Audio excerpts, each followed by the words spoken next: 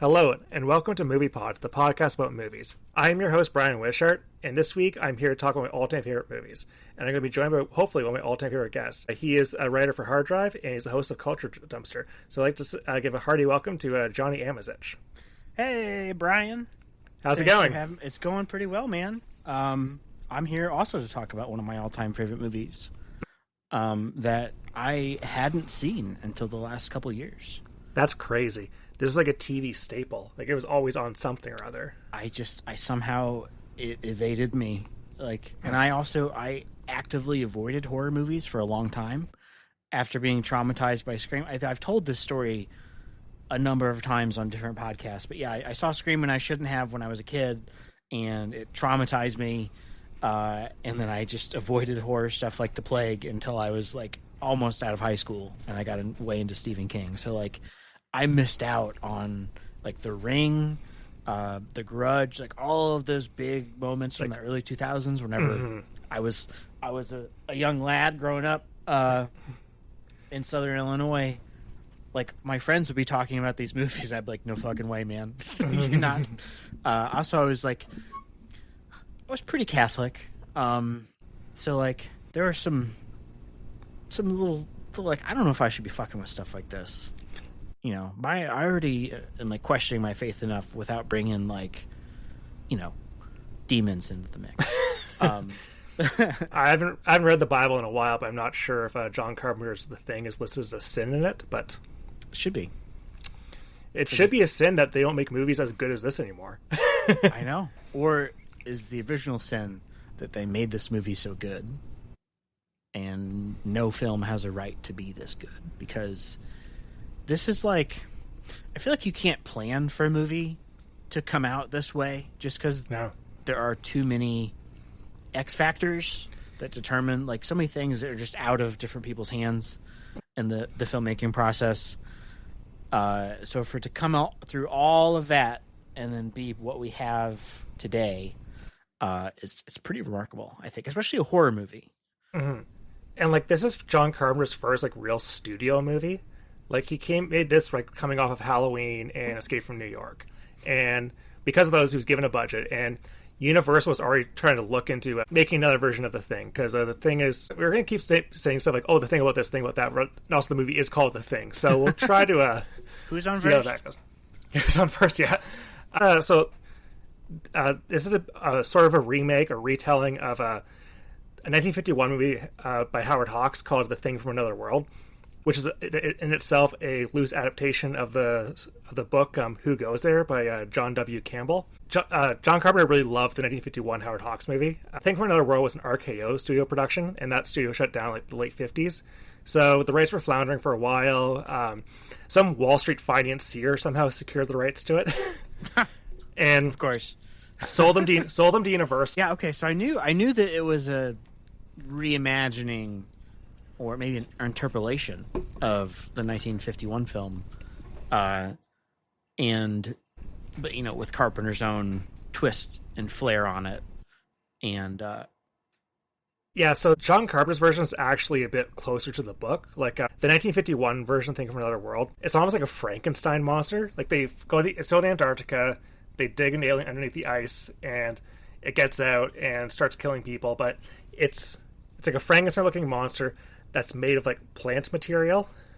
Okay. And it just looks like a Frankenstein because it's black and white. It doesn't really look green at all. But they try to use the piranha plant analogy, how it's a plant that's trying to suck blood from people. So it kills a lot of dogs, kills a lot of people, sucks their blood and such. And they kill it by throwing a lot of kerosene and fire at it. I mean, it's effective. All things burn. In the book, it's they dig something up. It's an alien that's a shapeshifter. It's also telepathic, which this version does not have. Oh, that's even scarier. Yeah. Oh my God. It's solid. I haven't read it in years, but I was doing that's Prey, the plot of Prey, a little bit, maybe. Oh, yeah, the video game? Yeah, which I've not played, but I've had the parts of it spoiled, and it made me sad that I didn't actually play the game. It's pretty good. That game has an issue with enemy variety, but for an immersive sim, it's a pretty solid game. Speaking of video games, have you played the Thing video game? No, I haven't. I've heard good things about it. Yeah, it's it's one of those, like, there's a Friday the 13th game. There's a Texas Chainsaw Massacre game that came out this year, I think. There have been a lot of these old horror titles getting their own.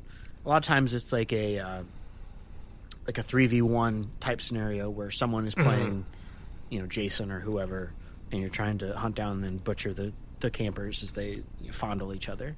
Yeah. Yeah, so, like, also the game, John Carpenter, like, he wasn't involved in making it, but he says it's canon. Like, he likes how the plot goes in that. So he's a gamer. He is a gamer. Yeah, he's a gamer, yeah. He rules for that. He doesn't want to make more movies. He just wants to, like, collect paychecks from people, like, readapting his works and just play video games and smoke weed. And like, watch that's basketball. The dream life. I saw a quote from him about that. I was like, dude, that sounds like the fucking life right there. I mean, yeah, what else do you have to prove? Nothing. Yeah. Speaking of a Texas Chainsaw Massacre, Toby Hooper was initially attached to work this project, and his pitch was basically it was going to be a sequel to the original Thing from Another World, and it's going to be about a guy who's like Captain Ahab almost trying to hunt down a shapeshifter across the Antarctica. It's supposed to be a horror comedy. A horror comedy? Yeah. Okay. I mean, I could kind of see how you could make a horror comedy out of that, but it wouldn't. I'm glad that wasn't what happened. Oh god, same. Yeah, Universal Studios hated it, so they signed on John Carpenter because of Halloween Escape from New York, and they gave him like a budget of I think like $10 million to make the movie. This movie went over budget, of course. So this movie cost $15 million in 1982. It's not that much over budget. Come on.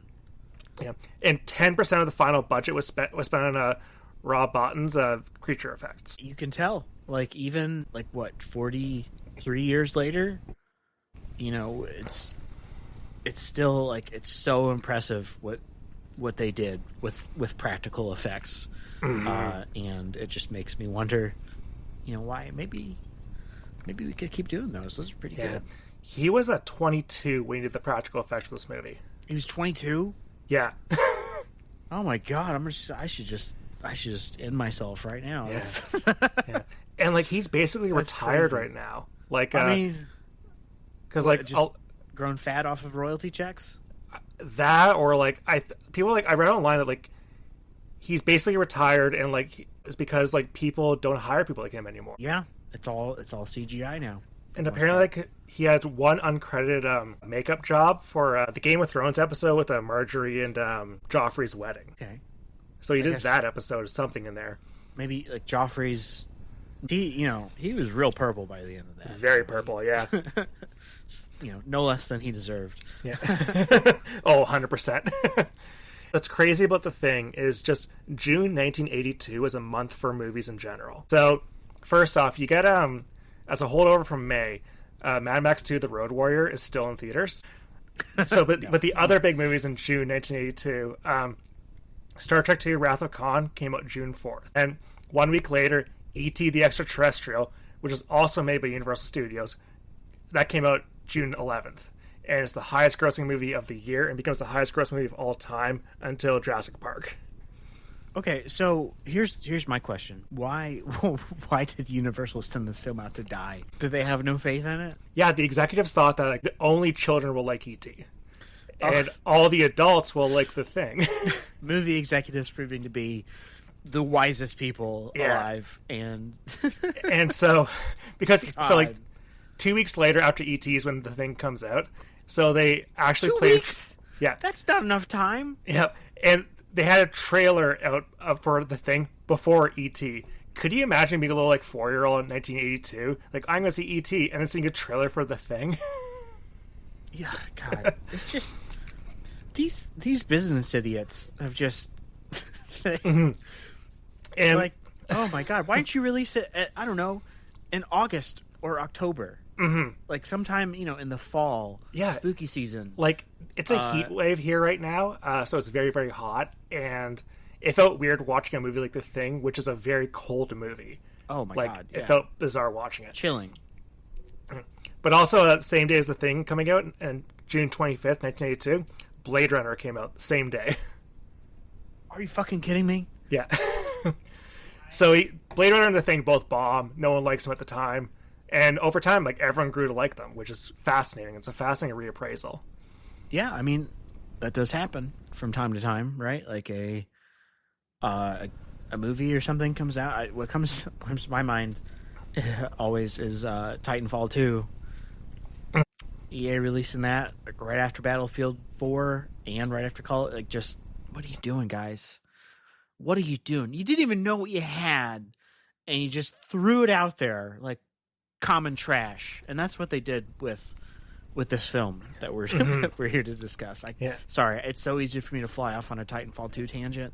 And just it's a great game. And rave. Also, in the last days before the release of the movie, they changed the tagline from the really cool original tagline for the movie was "Man is the warmest place to hide." That's good. That's a good line. They changed it to "The ultimate alien terror." That sounds like something ChatGPT would write me. Because this movie got greenlit because of 1979's Alien, so trying to appeal to those fans to come see the movie. But see, this, god damn it, like fucking bureaucrats, man.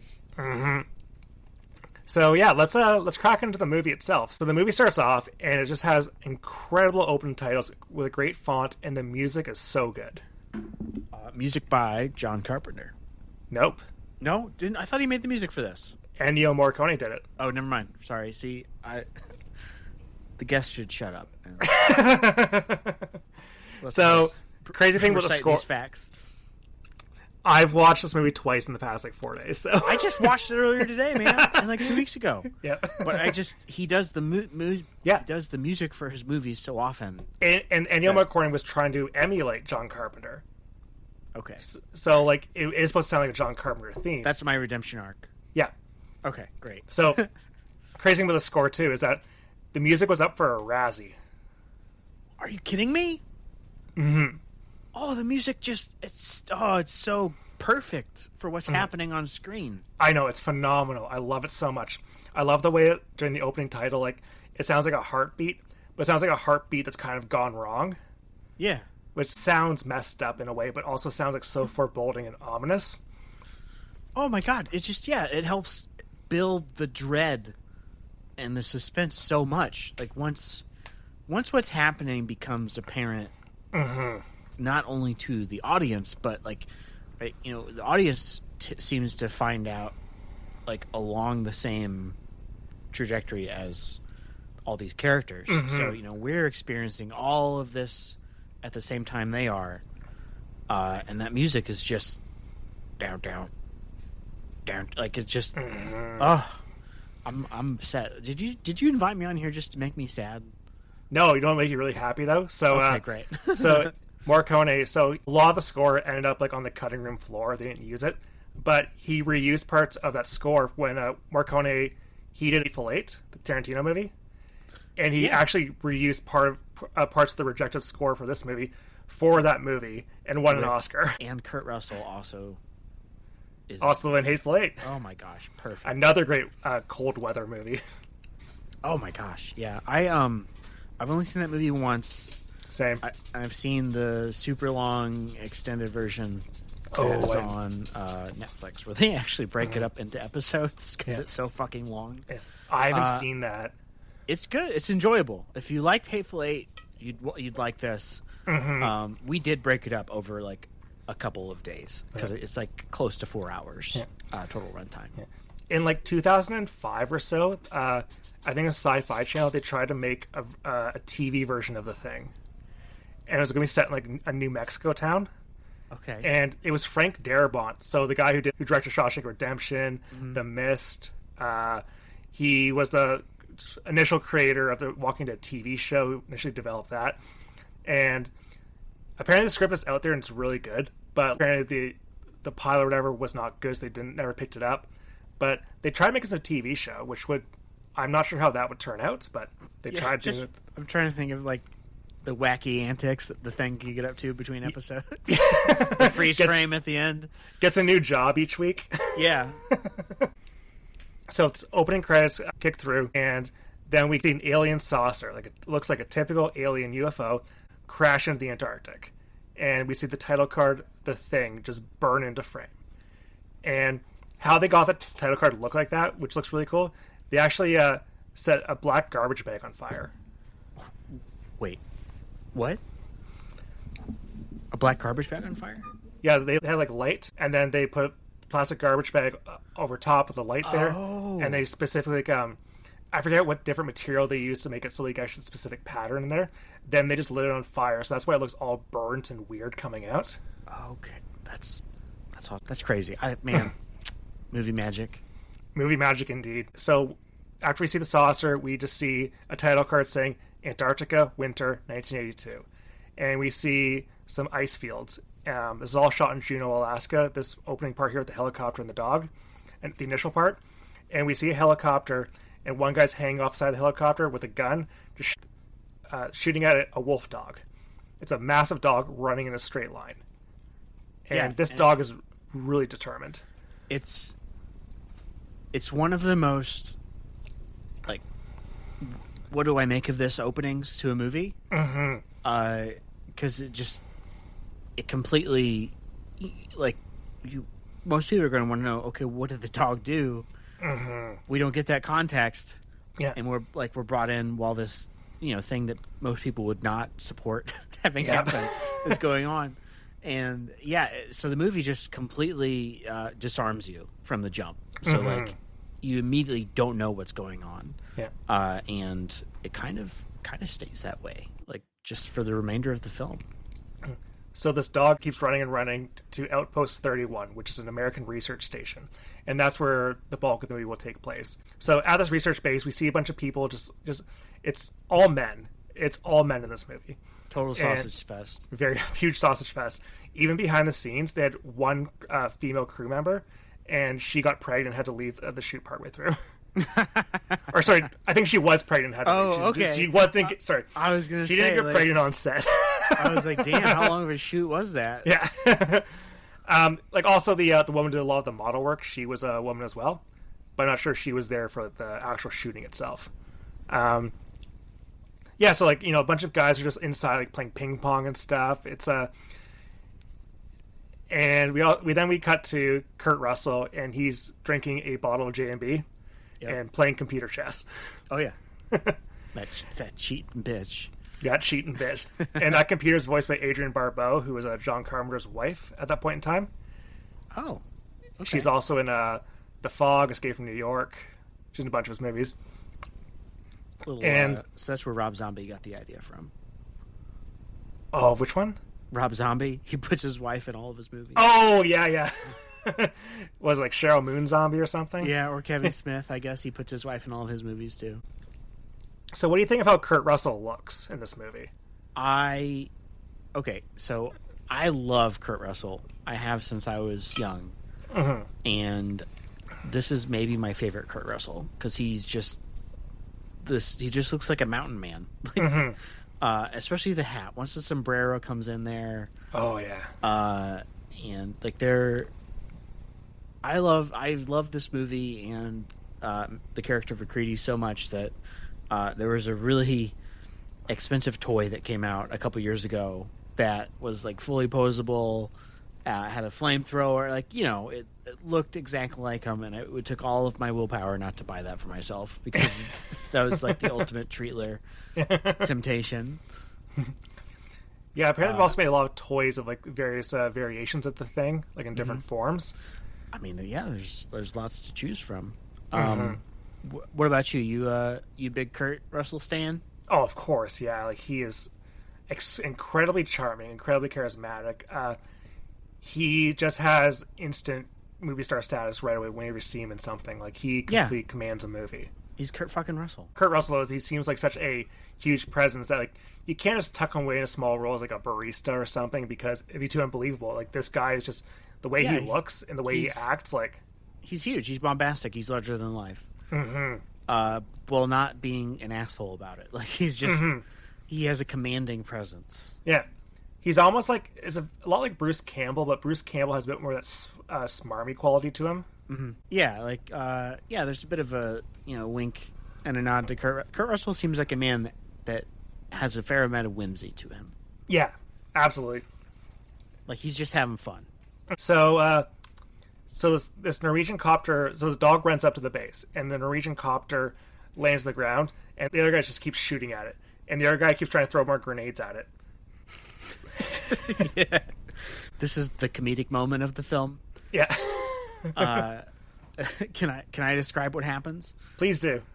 So yeah, the dog runs up and quickly jumps on to one of the people at the U.S. outpost, while this Norwegian man just frantically fires. And again, you as the audience are like, what the fuck is going on? Because, you don't, like this, you assume these people don't know each other. And back at the chopper, the other Norwegian is taking out grenades. And when he draws his hand back after he's pulled the pin, it flies into some snow behind him, which is right next to the chopper. And so you see him frantically digging for it in the snow, like, he's not going to find it. And then he blows up, and so does the helicopter. And the other Norwegian guy gets one through the eyes. Like that's how the movie opens, with all of this really abrupt chaos at a place that probably doesn't get too much excitement. No, they probably have their research station. There's set things that they're going to be doing, but your day to day is probably just being inside, trying to pass the time. Yeah. So, yeah, just great opening. Fantastic. And what I love about it's the day to day stuff too. These guys live here remotely, and they hate each other already. There's no real fondness or camaraderie at all. We also don't get any backstory on anyone. It's not like you have I don't know, the doctor be like, oh yeah, I have 3 kids back home, or I have something like, oh, my fiance is waiting for me back in Missouri or something. It's just you don't get any of that at all. It's just you're living with these guys in this moment as they're going through the most horrifying thing to ever happen to anyone ever. Yeah, as they all die horribly, either at the hands of one another, as they question, who is real, who isn't, and at the, I won't say hands because at the phalange tentacles of tentacles of the thing. Kurt Russell plays McCready. He's the helicopter pilot. So they're trying to figure out what the hell's going on. So Kurt Russell flies the doctor and the commander of the base to the Norwegian base to see what happened. They're unable to get any communications at all coming from outside Outpost 31 because of a incoming snowstorm. And it's also even dangerous to make the flight to the Norwegian base, but they do it anyway. When they go to the Norwegian base, they keep cutting back to the dog. And this dog is kind of just wandering through the entire base, very methodically. Yeah, behaving very undog-like. You and I, both dog owners, if either of my dogs were behaving the way that this dog was, I would think there was something seriously wrong with them. But there's so much excitement over the dead Norwegians that, the people there probably aren't gonna notice the weird behaving dog too much until it's too late. This dog's real name is Jed. It's a wolf dog. Jed, that's great. Yeah. So this dog was employed by Disney and Universal, and this is his first movie role. Hey, Jed, you knocked it out of the park, bud. Yeah, and so he also appeared in White Fang and White Fang 2 and The Journey of Natty Gann. I've seen none of those movies. I've seen White Fang. Any good? I don't remember. I've read the book. Gosh. What's that? Yeah, Jack London? Yeah. Yeah. Yep, it's Jack London. I probably haven't seen that movie since the 90s, so I really couldn't say. That and Iron Will and Balto. I watched a lot of dog movies when I was younger. But you missed this one. Yeah, I did. And this is the best one of the whole bunch. It's the best dog actor in cinema. Absolutely. Well, okay. Well, hey, let's Moose from Frasier. Ooh, that's a good Eddie. choice. Yeah. Real name Moose. Very respected in the dog actor community. Oh, but everyone hated that dog on the set. Oh, really? Yeah, they got Kelsey Grammer said that the dog got more fan mail than all of them. And when you work with the dog, it takes a lot longer to do scenes. So it just became a very. If you had a scene with the dog, it was great for laughs. Audiences loved it, but they just hated working with an animal in general. Maybe you shouldn't. Maybe you should. Maybe you could have written Eddie out. Eddie runs away from home, but also you're making Frasier bucks. You can't complain. I mean, he's Kelsey Grammer. He's going to find something to complain about. Oh, for sure. As the dogs wander around the Outpost 31, Kurt Russell, the commander, and the doctor, they're at the Norwegian base, and it's a complete mess of a disaster. Things are burnt out. A lot of things are broken and destroyed. There is a bloody axe hanging on the wall, bloody footprints. The radio comms guy slit his wrist, slit his own throat. The blood's all frozen, dripping down. They find a giant block of ice that clearly something popped out of. Yeah, something did. And they see a lot of corpses. We don't see the full extent of the corpses. Yeah. Just like out, like buried, like out in the snow, burnt up. Some of them burnt up, some of them not. And one very interesting looking one. One very interesting one that they take back to their base. I mean, just could you imagine, man? Like, you already started out with the day's already started out weird enough, and you get to because it's just so far beyond reality or what you'd expect to be reality to show up and see all that stuff and have the story be told to you purely through what was left behind. It leaves a lot of details out, obviously, but it wouldn't look like that unless something truly fucking terrible had happened, and it did. Did you ever see the 2011 prequel movie? I didn't. I've heard that it's good until it's not. That's how it's described to me. So I rewatched it as well, and I'm a slight defender of it. So it covers what happened at the Norwegian base, and it ends leading right into the movie. Like the end credits of that movie is the people getting in the helicopter and chasing the dog to the base. So I really how it transitions there. So the problem with the 2011 movie, so it's the Rogue One of pretty much, yeah. And no digital necromancy and disgusting things like that, like Tarkin there. Tarkin's more horrifying in that movie than anything in this movie. Oh wow. I hate when they bring actors back from the dead. Yeah, yes. It's ghoulish. It's a form of I almost said necrophilia. That's not it. Necromancy. Yes. Yep. And the problem with that 2011 movie as well is that they had practical effects for it, and most of them were finished and shot with it. But the studio thought this movie looks too much like a 1980s movie. Let's change it with CGI to make it look more like computer effects. Fucking studio dicks interfering again. Listen, there's a reason you're the money person and not the art person. As much as you may wish God had granted you artistic abilities, He did give you unlimited money, so maybe be happy with that. Yeah. And looking to 1980s, like in 7 or 8 years' time, Stranger Things will come out, and every single thing that's ever made for the rest of time tries to look like an 80s movie. Yeah, that's the whole fucking deal, man. That's why they gave the brothers, a dump trucks full of money to keep making seasons of that show when it just needed the one. Maybe start again with a whole new cast of kids, and now it's just kind of weird that they're all like adults. 30. Yeah. Like, it's been 9 years, brother. It's been 10 years since you started filming, I would assume. That's that's just another thing I get frustrated about. Is like you had this beautiful thing and you just kind of Disney-fied it. So speaking of beautiful things, we have this movie and they unveil this corpse. Yeah. Ooh, man. God, it's so so creepy. So they bring it there. They're kind of slicing it open a little bit. It's like there's steam coming off of it, and apparently all the actors reacting in disgust is because whatever they used to make that steam effect smelled terrible anyway.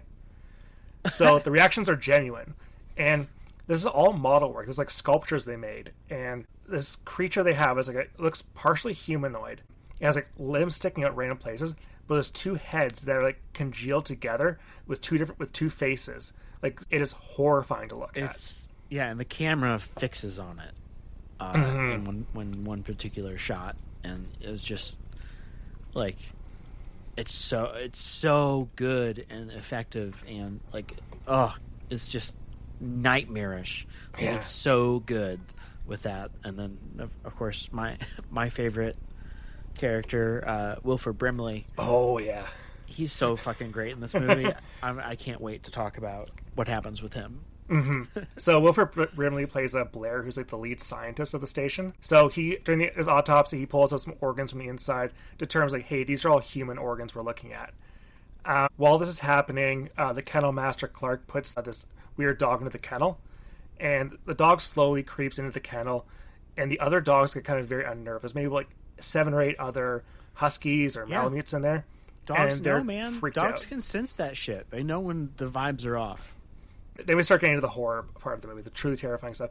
This weird dog, it's lying there, its face splits right open, and tentacles come out of its face. Small little tendrils come out of all of its body.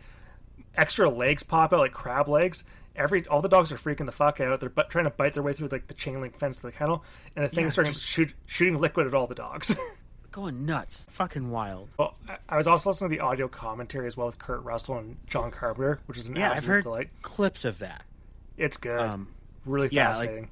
Like, I heard one clip where they're just laughing their asses off about something, and it sounds like I don't know if they're a little high or have maybe had a few drinks, but it sounds like they're really enjoying themselves. Yeah.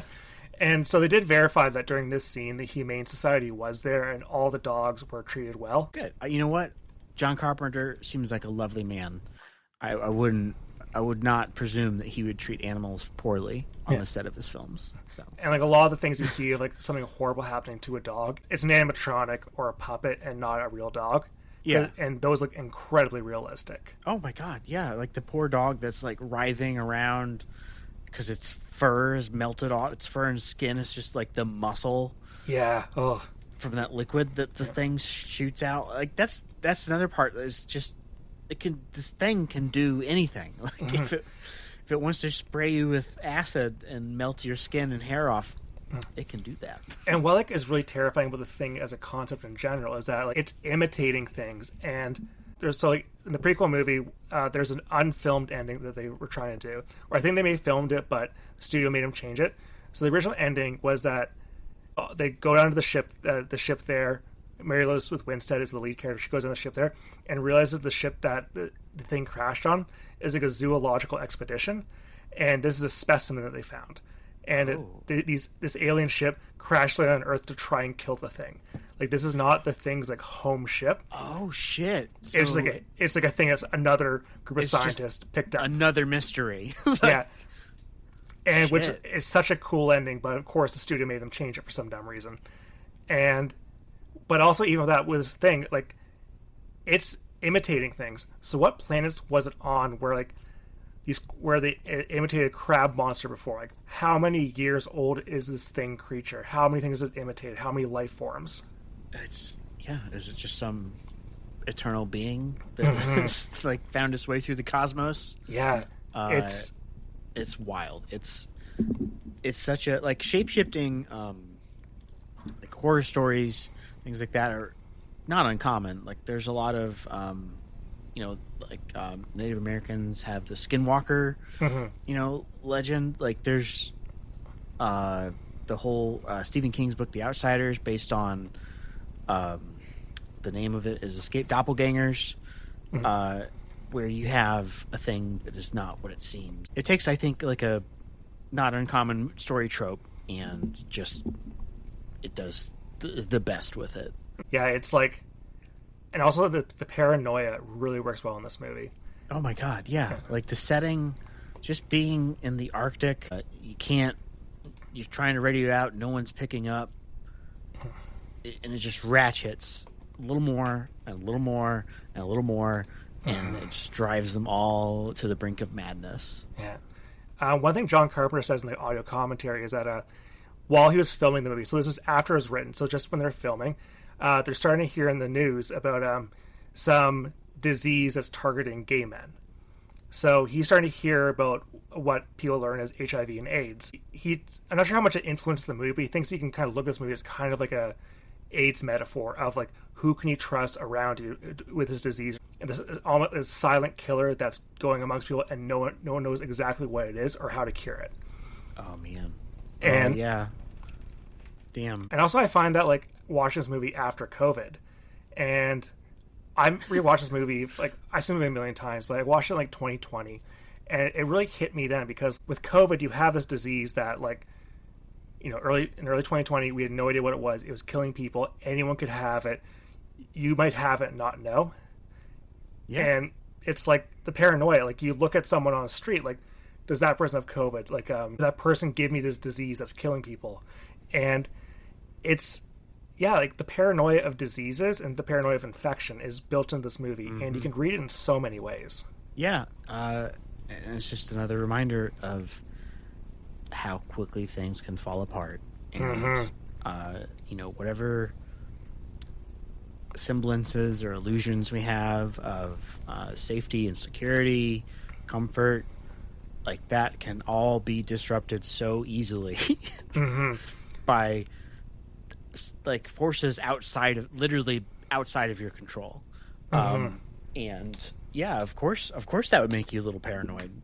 I knew I was just gonna, like, talk about how much I love this movie for however long we'll be talking. It just executes so perfectly on all of those themes and ideas, and so much stuff comes across, like, without even dialogue or anything being spoken. It's all in the non-verbal communication, and yeah, it's just the entire cast is really good, and it's a lot of character actors, not a lot of big names. It's like Kurt Russell is the big name, and Wilford Brimley, he's, like, relatively biggish. This is Keith David's first performance. Really? Yeah. That's awesome. I fucking love Keith David. He's so good in this movie, he's too. One of my favorites. Yeah, like, any movie I see him in, I'm like, well, I know at least part of it will be fun. The part where Keith David's there, because he's so great. Wow, I didn't know that. I didn't realize that was his first acting. Yeah, he looks really young in it, too. He does. So, with his dogs writhing around, the kennel master sees it, freaks out, starts yelling, and then Kurt Russell hears it in another room, and he takes his beer, turns on the fire alarm, but he does it with his beer can, which is really funny. Like, this guy loves to drink, and what else are you gonna do in Antarctica? Yeah, we can't play computer chess anymore because he destroyed the computer. Well, no, the game cheated. Oh, so true, yeah. It had to be destroyed. Yeah. So, yeah, everyone comes to see this horrible thing happen to all these dogs, alien monster, and they start blasting with all kinds of guns. And that's not working, so Keith David grabs a flamethrower. And do they destroy the dog in time? Or part of the dog escapes the ceiling, right? Yep. No. Yeah. Yeah, part of it separates. Some claws spring up and tears its way into the ceiling, and it runs away. Yeah. So... But also, prior to that, we see the dog walk into someone's bedroom, and all we see is the profile, not like a shadow. All we see is a shadow on the wall. So, because it can replicate itself, so it can actually be pretending to be multiple people. So, who knows?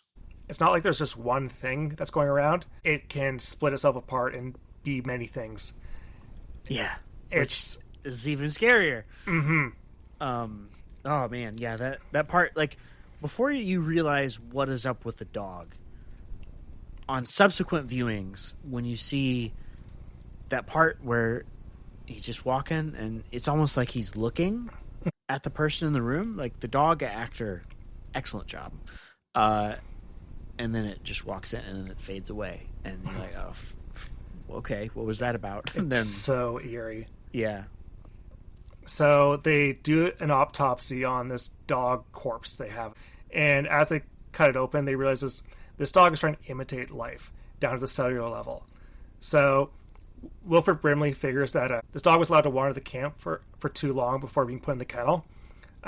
So the kennel master's pissed off at the accusation, like, what were you doing with this dog? So you already get the characters skeptical of one another. So they look at tapes from the Norwegian camp they brought back, and they see there's a crater the Norwegians were investigating. So they fly over to investigate it, and it's a flying saucer. And it's a matte painting. Saucer man. It's an incredible matte painting, which is a lost art in cinema, and it looks really, really good. So they theorize it's been about 100,000 years in the ice. Yeah, it's just waiting, just lying dormant. Oh, that's so creepy. So as Kurt Russell and them are examining this flying saucer, Wilford Brimley is on, like, an ancient computer, looks like an original Atari, running simulations of how he's running simulations how fast the thing can assimilate based on the dog samples that they're working with. So I'm not sure how this computer works, what kind of grok AI they're using, but like the probability... Oh, it's the best. Yeah.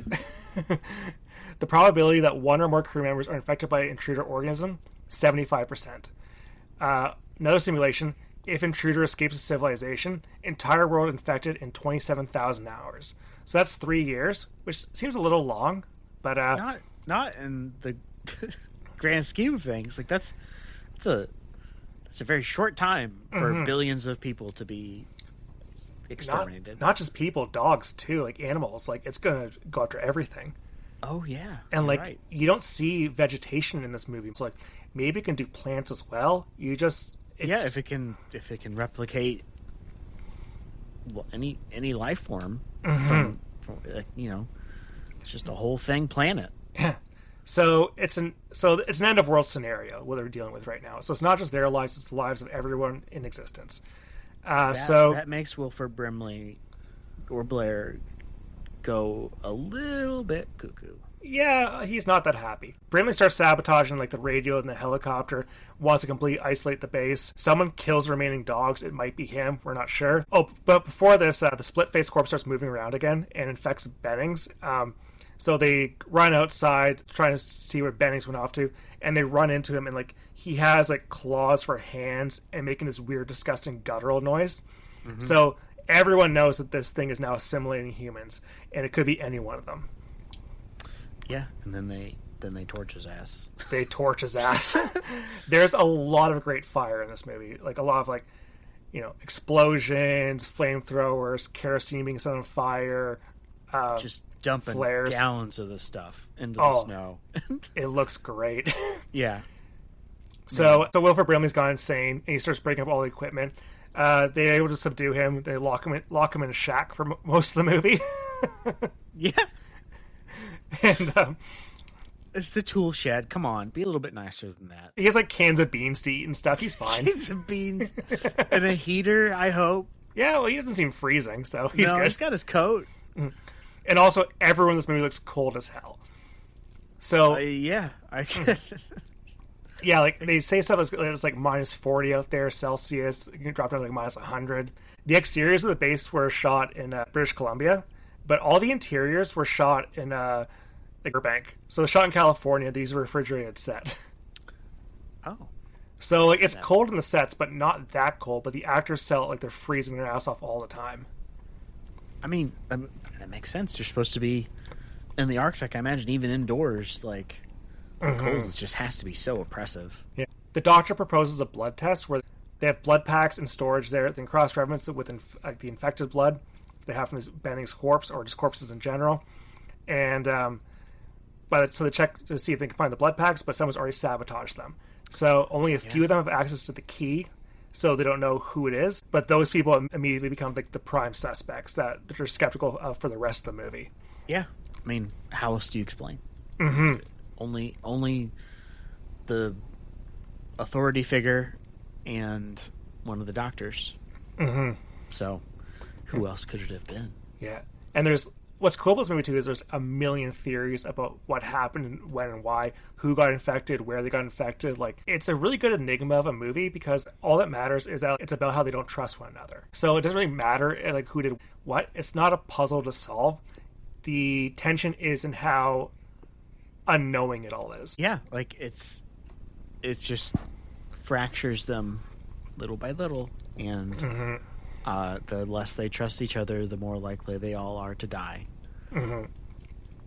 And they already hated one each other beforehand. Like, it's not like there's any camaraderie in advance. It's not like it's not even like there's like little cliques of friendship happening. It's not like Kurt Russell was like friends with like Keith David beforehand. They have some chummy moment.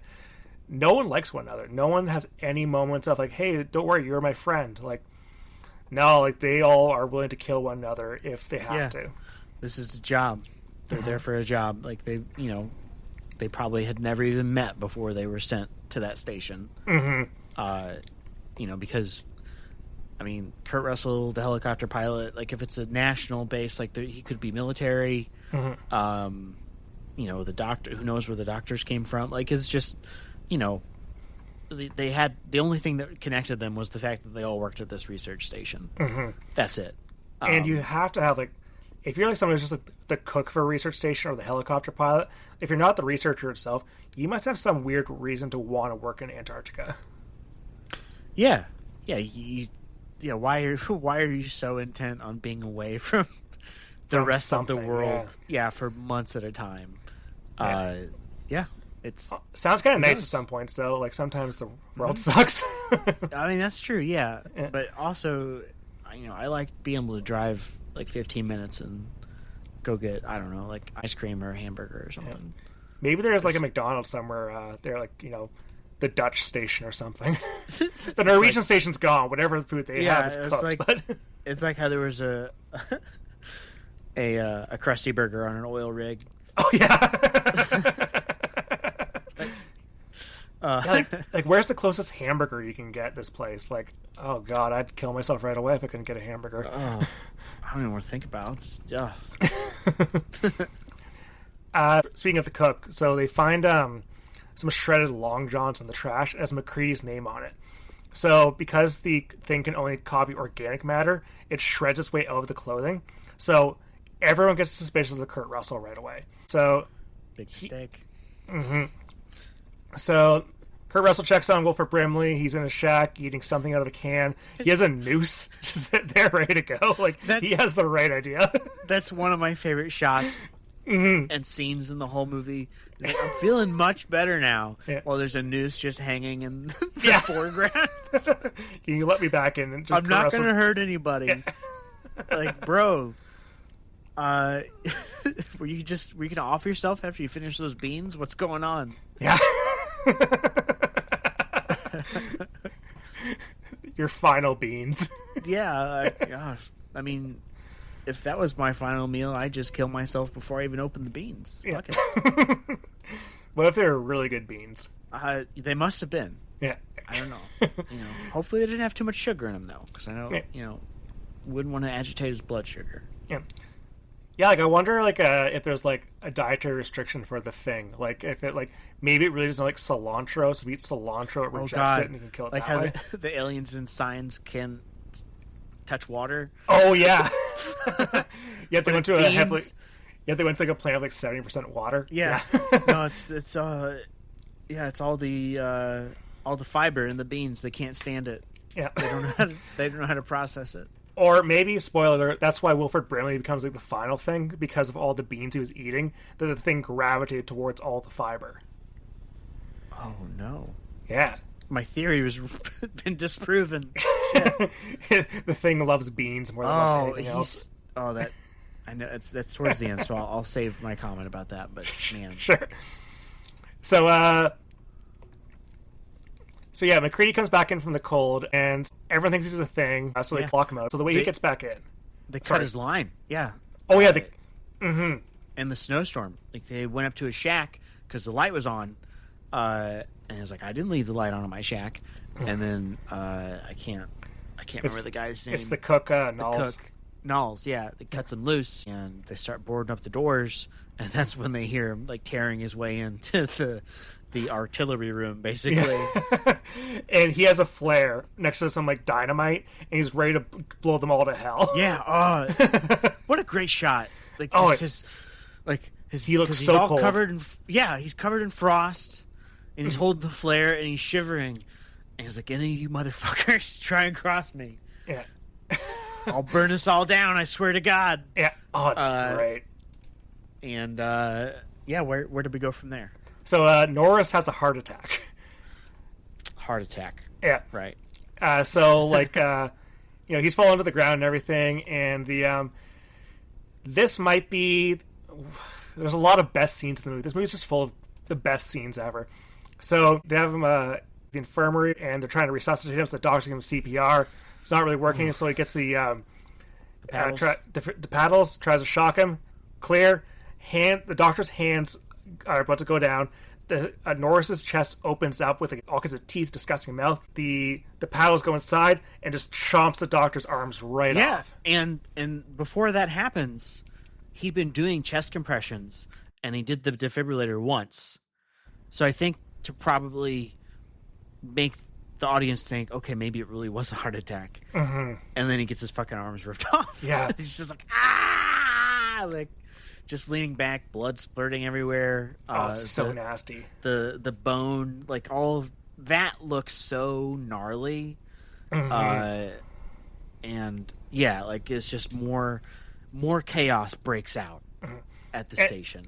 And this scene probably is the most iconic the Thing designs of the whole movie, where so part of Norris becomes like some sort of like long snake-like thing with the head reaching up to the ceiling. So they start blasting with the flamethrower, and as this is happening, Norris's head starts expanding outwards, and you see all kinds of green veins and weird tubing going on at the neck there, and the head falls onto the floor. The head then props itself up with spider legs and starts crawling around. And eyes, like eye Oh, stalks. and eyes, yeah. It's so nasty and cool. It's right. It's so gross. It's so disgusting. Yeah. And, like, learning about how to do all the effects for it, where, like, you know, like, a lot of the tubing and stuff, the veins, the weird stuff, is, like, chewing gum and melted plastic they used. Yeah. And they talk about that in the first season of Stranger Things. Okay, we know. Okay, so the nerdy teacher's like, you know, they were able to achieve that effect, but bubble gum and plastic. Thing what bothers me about Stranger Things, a lot of things bother me about Stranger Things, but like those kids, like because it's so radically cool '80s, everything they do, they have like posters of the Thing in their room. These kids, no one had like, a poster. Of no one had a poster of the Thing in the early '90s. No one liked this movie until like the '90s. Yeah, damn, whatever brothers you are, The Duffer Brothers. Ugh. Jerks. Yeah, yeah, but it's '80s, so you got to toss it in because they have nothing else to say in that show. When the head's crawling around the ground, like that's a fake floor they're using. They have like a puppeteer underneath. I think I knew that because I looked into how some of these effects were done, because it's just, you look at it and you're like, how the fuck did they do any of this? Like, yeah, it's wild. It's so impressive. Things are on fire. Like, there's a lot going on in that scene, and like you see this little puppet skittering away. And like some of the actors say, like a lot of the effects in this movie, like when they're on the set, they're like, this does not look good at all when they're actually in person. But like when you see it all in motion and how it's all cut together and put together in the final product, it looks, no movie looks better when it's practical effects, I don't think. No. This is an all-timer. Yeah. Ghostbusters, maybe. I think Ghostbusters special effects, for the most part. Yeah, there's a couple that don't really hold up, like the dogs and stuff, but like for the most part, Ghostbusters looks really damn cool for 1984. Yeah. And so, so they torch Norris's corpse, they torch the crab monster. One of the guys like, you have got to be kidding me. Like, as it's like about to crawl away. Like, yeah, I mean, come on. Yeah. What else can happen? Yeah. Like, you know, it's at that, if it was a Joss Whedon movie, there'd be the so that happened moment. Yeah. Oh god, could you imagine if they made like a Joss Whedon the Thing? No. It'd just be all quips. I don't want to. You can't make me. I'm gonna make you think about it right now. Please, no. I'm blocking it off. I'm setting up a firewall in my brain. So, next sequence is my favorite scene in the movie, but it's also John Carpenter's favorite scene in the movie too, so I think we're kindred spirits. So it's the blood test scene. Yeah. So the blood test is actually the same as it is in the book, where it is like because the Thing is like when we lose a drop of blood, that is just like part of us, but is not our entire essence and being. So blood, if it is the Thing, is its own organism and creature, so it feels pain. Whereas when we lose blood, we don't think about it anymore. It's not part of our nervous system. So what they do is they get blood from each people with scalpels in the most painful looking way possible. Yeah. At the thumb. Like, you have a needle? Yeah. I think it's like, oh, I hate you, Knowles. Like, you made shitty chicken the other night, so I'm going to make it the most painful way to draw blood. Slice your thumb open, you dumb bitch. So they do like, they take some wire, heat it up with the flamethrower, and just like have the blood in the petri dish, and then they poke it with a hot wire. And so everyone is tied to a couch there, and then as they get removed from the couch, as they get tested to be like, normal and fine. And so Kurt Russell is totally fine. Clark, the kennel master, he's really mad at this whole thing, so he tries to kill McCready with a scalpel, and McCready shoots him dead. And his blood turns out he wasn't a Thing to begin with. He just wanted to kill McCready, which I kind of get. So that makes you a murderer, huh? Oh, that's a great line. Keith David is so good in this. And Cold, just delivered in the Keith David way that only he can do. So, as they're testing everyone, they get to Palmer's blood, and they get the wire into it, and the blood just jumps out. It like makes a big, like it's a big weird effect they got going, where it's just almost like it's like springs right out of there. Yeah. And then Palmer's starts like freaking out like as a body, and everyone on the couch is like freaking out because they want to get off the couch because there's a giant monster. Oh, they don't want to sit next to the like the people, giant like, leaking monster. I've sat next to worse people in movie theaters. It's fine. You get over it. Yeah. And so then Palmer's head splits open. Tentacles pop out of it. He drags Windows' head into his own. Starts biting him. Oh, poor Windows. Mm-hmm. He was he was trying to get the flamethrower to work. Yeah. And so the flamethrower has issues getting going right now. They're all freaking out because they just want this whole thing to end. They eventually get the flamethrower working and burn Palmer and Windows dead before they can infect more people. And so they finish all the blood tests, and the commander has this great line, Commander Gary, could test his blood last because he's the one they think could have sabotaged the blood because he had access to the key. He has this line, "I'd rather not spend the rest of this winter tied to this fucking couch." Yeah. Yeah, but he prefaces it with, "I realize you've all been through a very traumatic experience." So he's nice enough to do that. Like, he's a gentleman about it. Mm-hmm. Yeah. And so now we're pretty much in the end game of the movie. So the surviving members are MacReady, Knowles the cook, Gary the commander, and Keith David. And they're checking on Wilford Brimley, who's still locked in his shack. Or so they think. So he's not there, but turns out Brimley is a thing, and he's building something at the bottom of the shack underground. Yeah. So what's he building? Yeah. So they examined there's a whole tunnel system down there. Wilford Brimley's building a shuttlecraft out of parts he stole from the helicopter, and he's trying to get the hell out of there to like infect more people. I'm not sure if this thing can make it to space or not. Maybe he just wants to go to a different base in Antarctica. Maybe he wants to go to like South America or something. Vacation somewhere. Yeah, get some rays. Yeah, Rio. Yeah, maybe he just wants to go to a warm weather place because I'd be pretty sick and tired of like Yes, like it's not even a good ski vacation down in Antarctica because there's like no hills. Like I've been here for an epoch. Let me move on. Let me find some babes in the Caribbean. Yeah, there's too much dude here. Yeah, it's not in a dude's rock way. Like, there's too many bros. Too many bros that hate each other. Yeah. It's like if all the Manosphere podcast guys had to live together. Oh, God, I wish they got infected by the thing. That'd be awesome. So, we cut back to the base, and Keith Davis was supposed to be on watch, but he abandons his post and kind of staggers out of the base, and people are confused what the hell's happening. And someone or something destroys the generator. So they're fucked because they have no vehicle out of there. They're going to freeze to death. So they accept they're going to die. They make a final push. The thing might decide to freeze itself and latch onto a rescue party, or just freeze itself for another like epoch and consider and like infect someone down the line. The end game goal of this video game is that the men are going to get explosives and destroy Outpost 31. So they're underground, putting like TNT different places. The Brimley thing kills Gary by shoving his hand through his face and melting with his skin. So gnarly. It's so gross. And it's just out of nowhere. It happens like that because the places they are dark and icy and like just frigid, and they've all separated because they've got to every man has to plant his explosive charges, and Brimley just appears out of the dark and it's just like it's a Wilford Brimley jump scare. Yeah. Yeah. It's spooky. It's because he shoves his hands into that man's face. Like it's you see the horrifying. fingers like underneath whatever like prosthetic effect they have. You see the fingers underneath the skin moving around. Yeah. It's gross. And then you see him walking, dragging it away, his body away. With the like, melted hand attached. And face. Yeah. Oh. It's gross. Yeah. Just horrifying stuff. And we never see Knowles again. There's a storyboard which has him getting killed by the Blair monster, and this Blair monster kind of looks a bit like Jabba the Hutt at this point. But he's just out of the movie now, which is a fascinating choice, just not to have him show him die or anything. Because, like, I mean, so there is no other explanation, right? All MacReady can do is just accept that Knowles is gone and can try and finish what he set out to do. Yeah.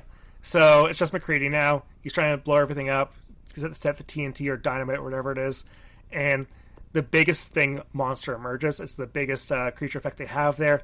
This creature has the face of Wilford Brimley on it. It also has dogs popping out of it. Mm-hmm. It's huge and very gross. There's a giant tentacle it has. So it chases after Kurt Russell, and it gets close to him, about to eat him. Kurt Russell takes some dynamite and yells, "Yeah, and fuck you too," and throws dynamite right into it. Which is such a great Kurt Russell line. It's so great. It's so good. It's like a sense of humor that like this movie kind of needs for a point like this. And what I love with The Thing as a movie is that it's heavy subject matter. A lot of people die in the most horrific way possible, but it doesn't feel like so like oppressively awful to watch. It's very watchable. No, it's become a comfort movie for me. Yeah, which is same here. Yeah. I just throw it on. I'm like, oh, all right, yeah, because usually if a dog dies in a movie, I get a little bit upset. Body horror usually bothers me a lot, but like this one is just, it's the right levity and the right level of craftsmanship that like I just have a total blast with every single time. Yeah, I wasn't mad. Like I didn't have to rewatch most of it today. I just was like, I have time. I'll put it on. It's a delight. Yeah. During the commentary with Kurt Russell and John Carpenter, the way they talk about the movie is that like Kurt Russell had heavy involvement with like the production of the movie. It's almost like he was like an uncredited like writer and producer of it. So they struggled coming with an ending for this movie a lot. Like they really, really had no idea how to end this movie. And Kurt Russell was the one that actually came out with this ending. Yeah, I think that's another little part of the commentary that I've heard or have read about that. Yeah. So the final moment is that Kurt Russell is like by a flaming barrel, something like that. It's getting darker and darker, and the flame is going to be the last bit of fire that will keep them alive. And Keith David shows up. Yeah. He's been missing for a while. They have no idea where he's been. And Keith David says, like, I was looking for Blair.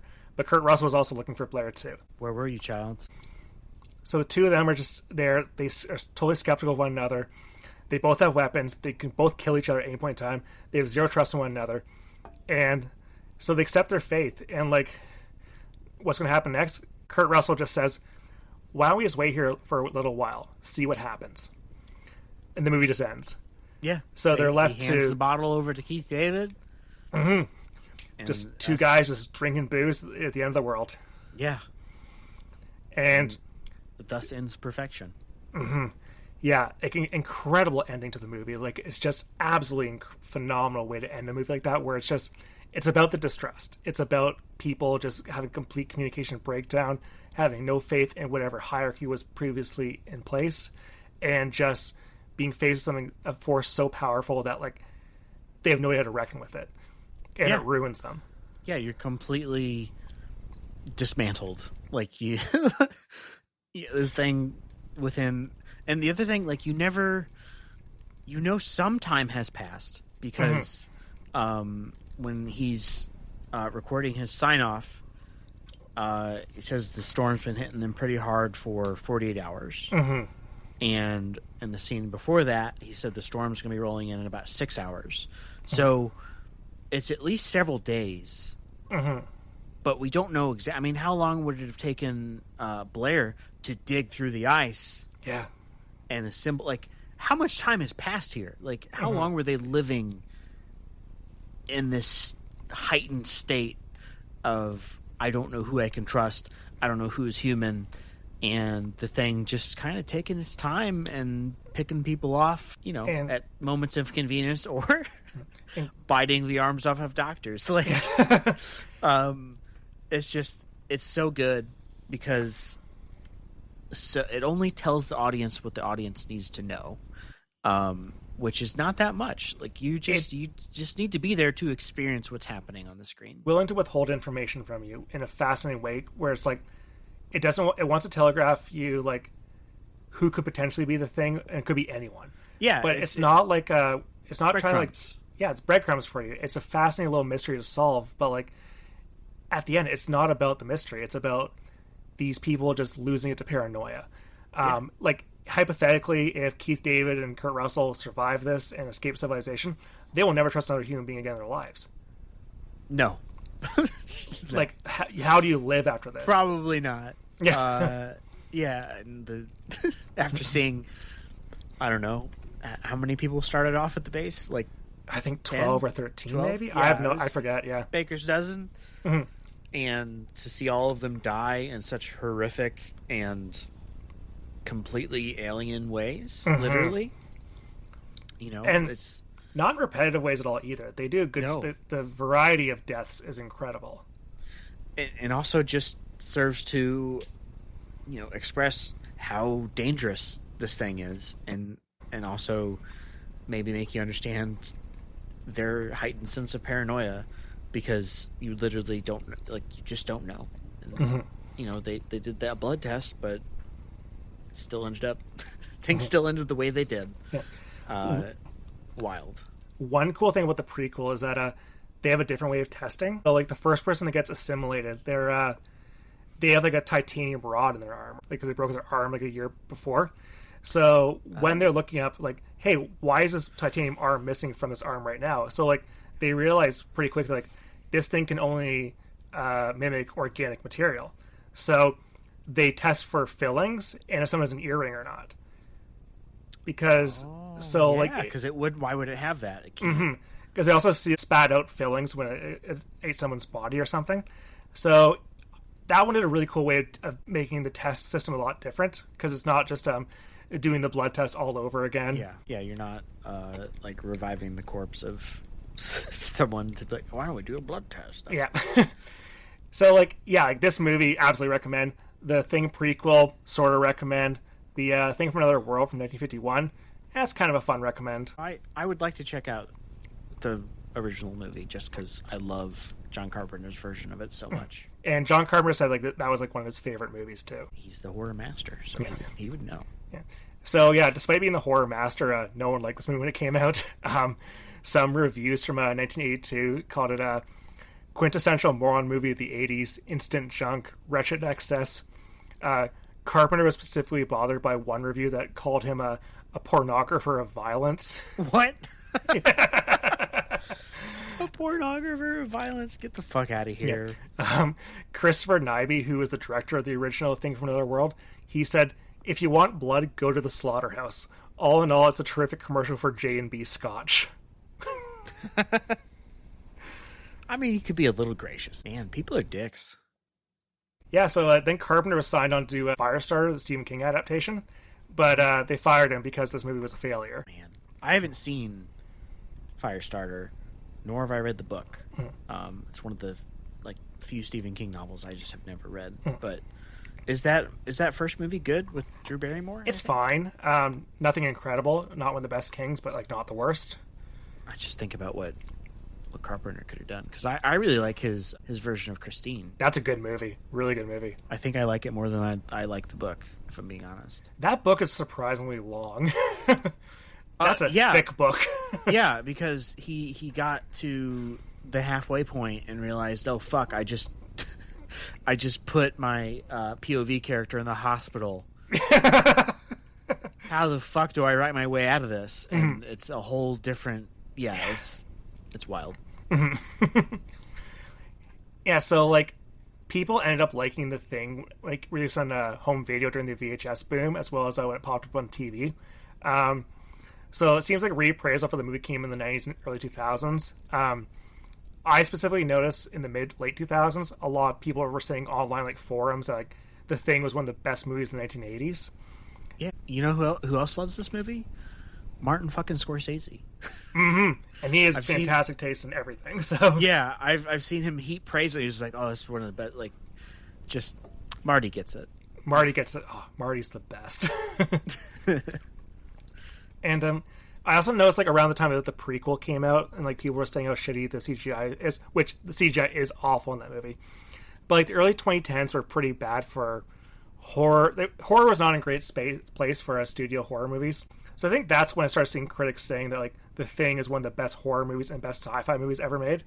And, like, now it's just considered a certified classic. Like, it's up on a ton of lists for, like, it's either this or Halloween for the best John Carpenter movie. This is always considered one of the best sci-fi horror movies ever made, next to Alien. Absolutely. Yeah, it's those two are like that for me. Like they're very close, Neck and neck.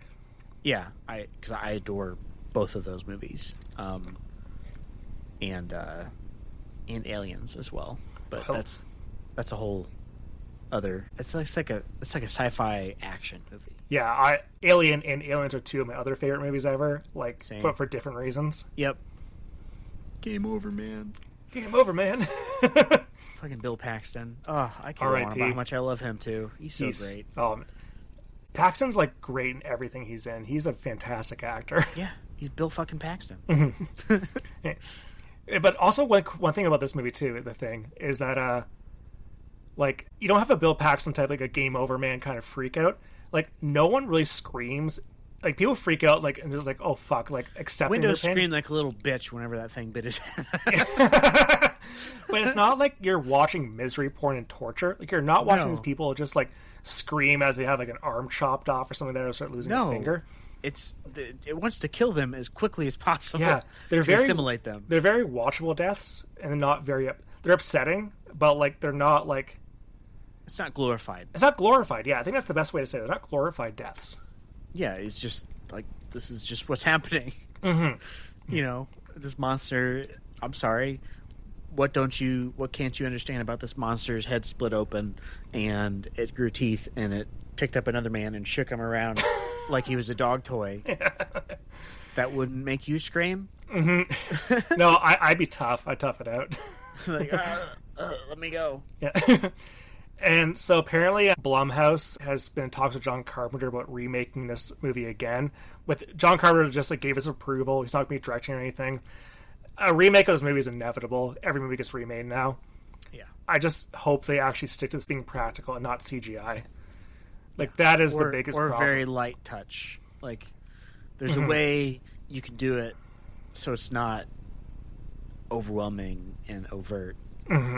You know, but like come on, use practical effects when you can. Like I've seen like I forget what movie it was, but like there's practical effects, but then there will be those little green ping pong balls to like add some finer details in post, but you're not constructing the whole thing out of pixels.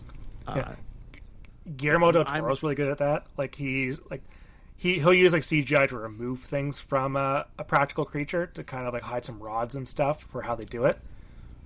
Yeah, I need like Crimson Peak does that. See, I think for Del Toro, I've seen Pan's Labyrinth, and I think that's it. Oh, really? Okay, yeah. Yeah. I'm not as big on Del Toro as a lot of people, but he has a really good, varied and good filmography.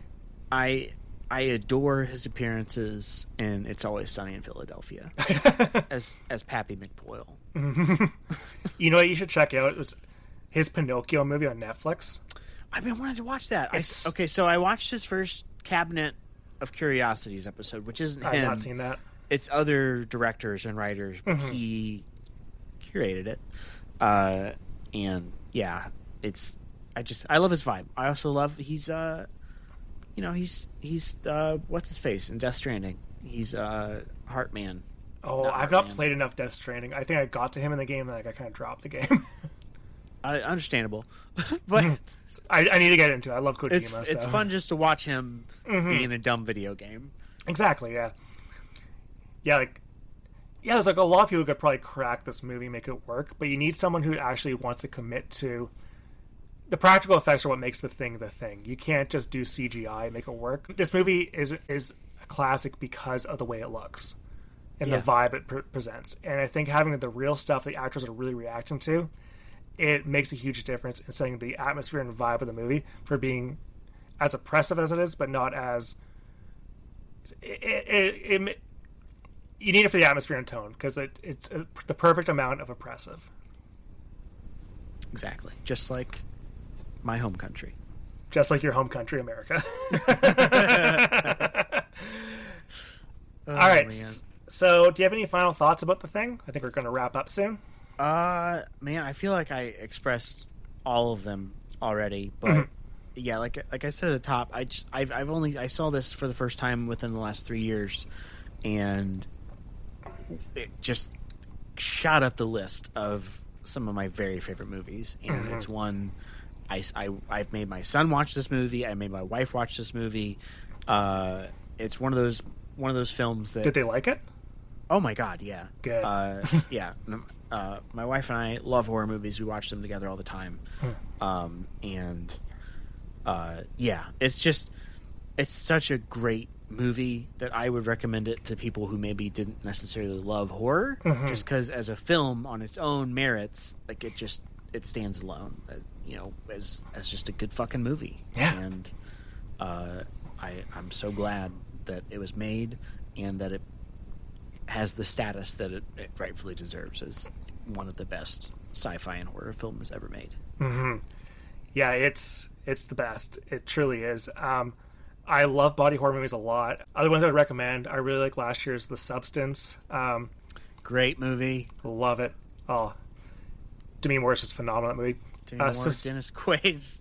Dennis Such Quaid. a great pervert in that movie. So disgusting.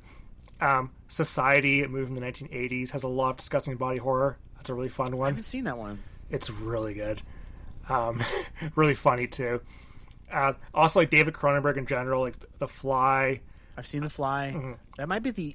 Well, no. I take that. I've seen a handful of Cronenberg movies, but... Videodrome. No. Maybe it just is The Fly. But that was so gross. So nasty. Yeah, Cronenberg's the best. I love Cronenberg a lot. Yeah, so... Yeah, this, like... What else is there to say about the thing? I think we covered a lot of it. So, yeah, do you have anything you want to plug? Yeah. So, as you mentioned, I write for Hard Drive. I'm one of the authors over there. I also have my own website called culturedumpster.com, where I do some writing, and I host my own podcast, the Culture Dumpster Podcast. New episodes about every week, and the topic is different each episode. We talk about movies. I've talked about the horrors of retail. I've had our friends from formerly Western Kabuki, now Kill the Computer, help me kick off the show to talk about the art of shitposting. That's episode 1. I had Airbag come on to talk about Grums. I helped break that story. So there's really pervert's delight is how I would describe. It's a fun show. Yeah. The topics are so varied. The next week, I'm having my friend Kelly back on to do a Brian Johnson update. The billionaire who doesn't want to die. Oh, that guy's a freak. Yo, he's such a weird little pervert. I love talking about him. I'll be doing an episode about weapons too with my buddy Ray. I'm seeing that tomorrow night. So yes, that's pretty good movie. CultureDumpster.com and at drvenkman.com on Blue Sky. Yeah. I gotta get myself onto Culture Dumpster at some point. You gotta come on, man. Yeah, we'll figure it out. We'll talk details. We'll figure out details. Yeah. All right. And next week on MoviePod, I'll be joined by musician Like a Birdie, where we'll be discussing the 1987 Norman Jewison film Moonstruck, starring Cher and Nicolas Cage. All right. Have you seen that movie? No, I haven't. It's pretty good. I know. I've heard that. I love Nick Cage. I love him so much. He's really great in that movie. I don't know. I don't know if I've ever seen a movie with Cher in it. I've seen parts of Mask. Yeah. I used to play on TV all the time. I haven't seen Mask, actually. Neither have I. Just like literally moments as I'm flipping through the channels. Yeah, she won an Oscar for Moonstruck, and she deserved it. Okay, well, I'll have to check that out. Until next week, you can follow me on social media at bwisharp. Also give MoviePod a follow on Twitter and Blue Sky. I'll have those links in the description. I also have Johnny's links as well. Please also send me some correspondence to the mailbag at moviepodmailbag@gmail.com. I'll answer some mailbag questions soon again once the bag fills up a little bit. Yeah, so Johnny, thanks again for joining me. Thanks for having me, man. This was so much fun. Yeah, I'd love to have you back at some point too. So Absolutely. To everyone listening, take care.